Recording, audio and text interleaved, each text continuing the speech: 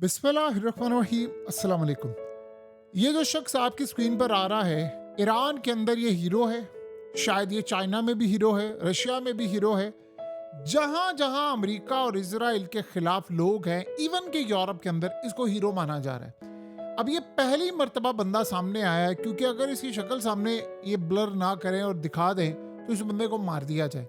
अब हैरान होंगे ये कौन है। ये वो बंदा है जिसने अमेरिका की 240 साल तारीख का सबसे भयानक कारनामा अंजाम दिया है, लेकिन मीडिया पर इसकी हाइप नहीं है। यानी वो शख्स जिसने अमेरिका का F-35 तैयारा मार गिराया। अमेरिका ने चले इतना तो एडमिट किया है ना कि तैयारा हिट हुआ है, हार्ड लैंडिंग हुई है। F-35 का जो पायलट है वो इतना शदीद जख्मी है कि वो दोबारा कभी पूरी लाइफ पायलट नहीं बन सकता। हार्ड लैंडिंग का मतलब है तबाही, बर्बादी। सॉफ्ट लैंडिंग नहीं थी, हार्ड लैंडिंग। ये दोनों ने एडमिट किया है।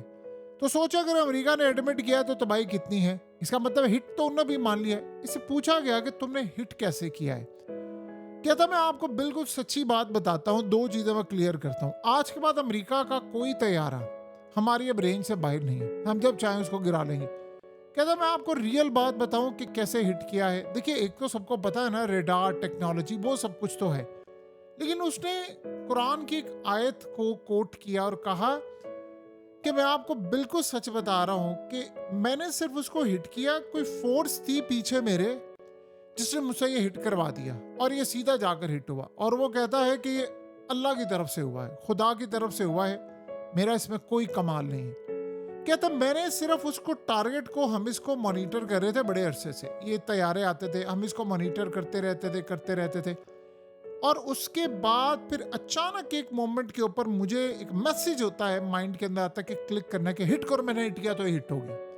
असल में वो ये कहना चाह रहा है कि जब हमारे पास टेक्नोलॉजी तो ऑफ कोर्स है, जो अब आ गई है हमारे पास, और वो दुनिया में देखिए अमेरिका का F-35 एंटी स्टेल्थ टेक्नोलॉजी आज तक कभी कहीं हिट नहीं हुआ, कभी भी नहीं हिट हुआ। आप सोचिए, जो लाइनों में लगकर F-35 लेना चाहते थे, ये बंदा इस वक्त इजराइल और अमेरिका की वांटेड लिस्ट पर है।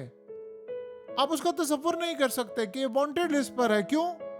ये बंदा वो है जिसको इजराइल स्ट्राइक करना चाहता है, जिसने सारी जिंदगी वो काम किया है जो कोई ना कर सका। क्योंकि अगर अमेरिका का F-35 हिट हो सकता तो इसराइल के F-35 क्यों नहीं? आपने एक चीज गौर की थी, जिस दिन से F-35 हिट हुआ था उसके बाद से लेकर लास्ट मोमेंट तक, जब तक ये जंग बंद हुई, अमेरिका ने ईरान पर कोई बड़ा अटैक नहीं किया।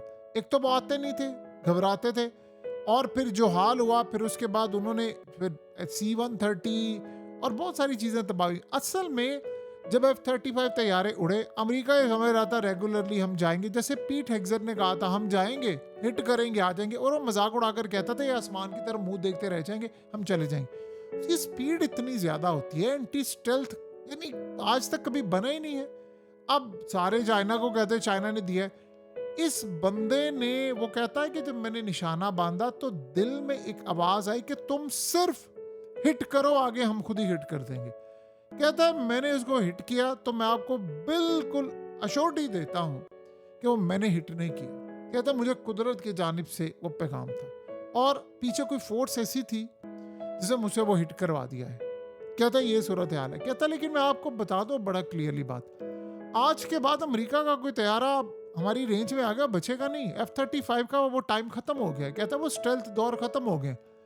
अब इन्होंने प्लान क्या किया, ये बॉम्बर्स को उड़ाना चाहते हैं। ईरान असल में बॉम्बर को उड़ाना चाहता है। देखिए, जो मर्जी आप कहें, चाइना की टेक्नोलॉजी, रशिया की टेक्नोलॉजी, फलां, टेक्नोलॉजी होना अलग चीज है, उसको मारने के लिए भी आगे होना एक अलग चीज है। आपको पता है कि जो ईरान के इंजीनियर्स हैं उनके बारे में चीज एक बड़ी मशहूर है कि इन लोगों के पास वसाइल हैं बहुत कम। अमेरिका और इजराइल, ये जो अभी ये जो लड़ाई चल रही है, ईरान तो गिव अप करने को तैयार अपना यूरेनियम। क्यों कह रहे हैं कि नहीं? ईरान बदले में मांग रहा है पाबंदियों में रिलैक्सेशन। और पाबंदियों में रिलैक्सेशन का मतलब आप जानते हैं क्या है? पाबंदियों में रिलैक्सेशन का मतलब ये है कि आप मुकम्मल तौर पर तबाही से अलग रहें। यानी आप सोचें, ईरान से पाबंदियां हट जाती हैं, वो इस तरह की बेशुमार चीजें बना लेगा मारने वाली। तो असल में उनके इंजीनियर्स कम पैसों में ज्यादा बनाने की सलाहियत रखते हैं, तो जब उनको पैसे मिल जाएंगे, वो गैस उनके पास ऑलरेडी है, तेल उनके पास है, तमाम चीजें हिट करने के लिए, तो बताएं ऐसी सूरत हाल में वो क्या करेंगे। नफरत, इस शख्स से ट्रंप को नफरत है कि उसका वजूद बर्दाश्त नहीं। आपको पता है आज वॉल स्ट्रीट जर्नल में ये चीज आई है सामने, उन्होंने कहा कि ट्रंप पागल हो गया था कि जब उसके तैयारे हिट हुए हैं। और पायलट का मामला, उसने कहा वो पागल हो गया था कि हमारे तैयारे हिट हुए। उसने कहा था कि अगर ये सब कुछ हुआ तो मेरा इलेक्शन में हार जाऊंगा। वैसे भी मिड टर्म इलेक्शन उसने हारना ही हारना है। लेकिन जो हैरान कर देने वाली सूरत हाल है अमेरिका के लिए कि उस शख्स को ये पता चल गया है कि अब हमारे यहाँ से गेम निकल जाती। देखिए कभी F-35 को कोई किसी ने हिट नहीं किया, कभी नहीं किया।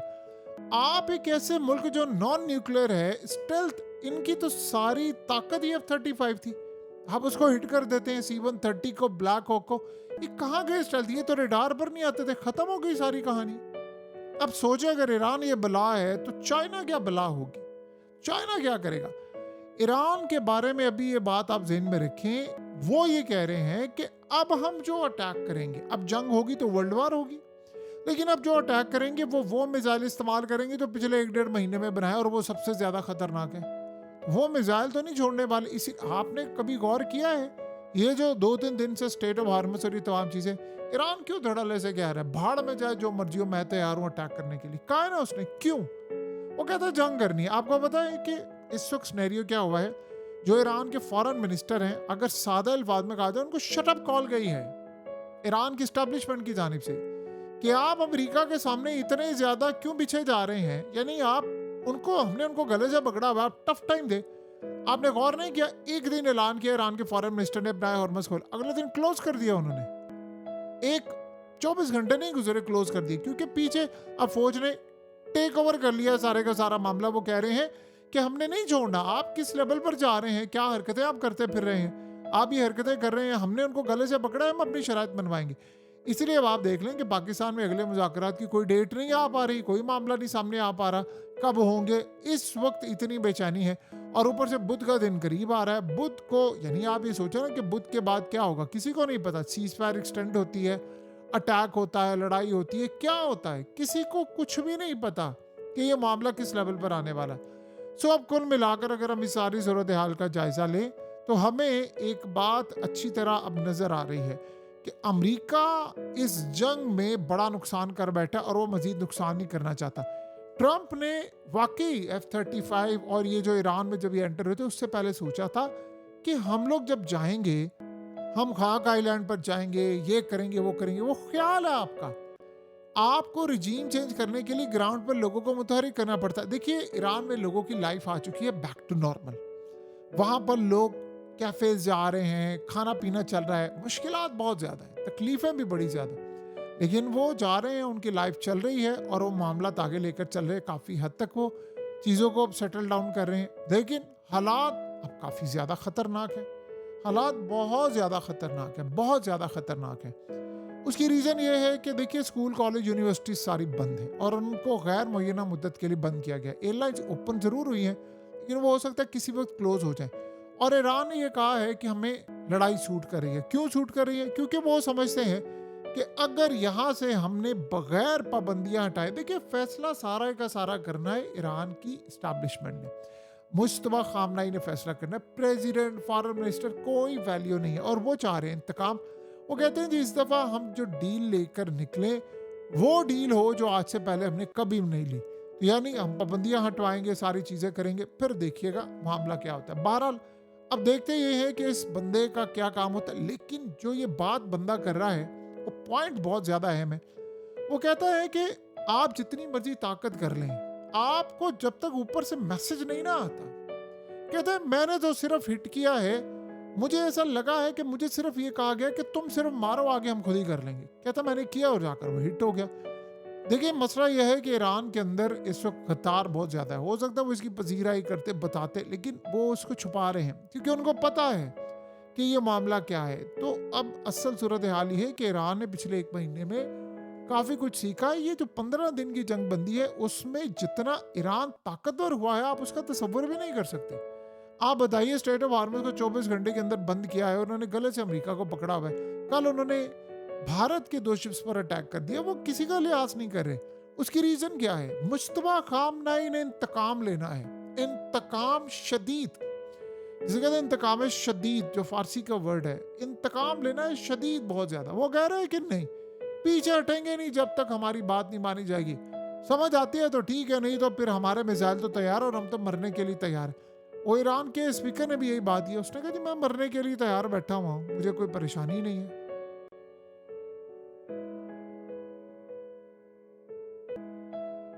हकीकत टीवी को सब्सक्राइब करना मत भूलें, वीडियो को लाइक करें, शेयर करें और कमेंट सेक्शन में अपनी राय का इजहार जरूर करें।